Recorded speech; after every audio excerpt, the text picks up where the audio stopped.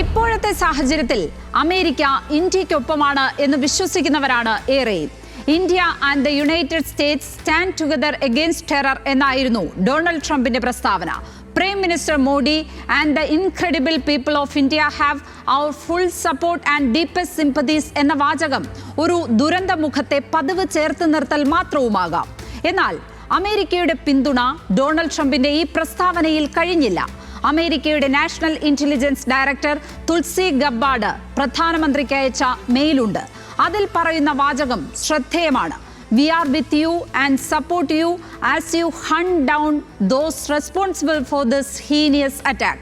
ഈ ക്രൂരമായ ആക്രമണത്തിന് ഉത്തരവാദികളായവരെ വേട്ടയാടുമ്പോൾ നിങ്ങൾക്കൊപ്പം നിൽക്കുകയും പിന്തുണയ്ക്കുകയും ചെയ്യും എന്നാണ് ഗബ്ബാർഡിന്റെ കത്ത്. പാകിസ്ഥാനാണ് ആക്രമണത്തിന് പിന്നിലെന്ന് ഇന്ത്യ ആരോപിച്ച ശേഷം വന്നതാണ് ഈ കത്ത്.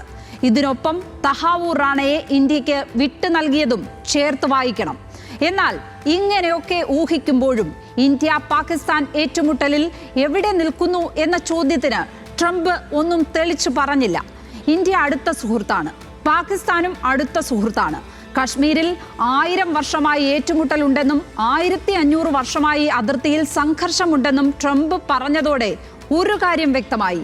ഒരു നിലപാടും സ്വീകരിക്കാതെ അപ്പോൾ നാവിൽ വന്നത് പറയുകയായിരുന്നു എന്ന്. ഇന്ത്യയും പാകിസ്ഥാനും പിറന്നത് 1947 ആണെന്ന് പോലും ആലോചിക്കാതെ പറഞ്ഞ വാചകമാണ്. അതിനാൽ തന്നെ അമേരിക്കയുടെ ശരിക്കുള്ള നിലപാട് ഇനിയും വരാനിരിക്കുന്നതേയുള്ളൂ.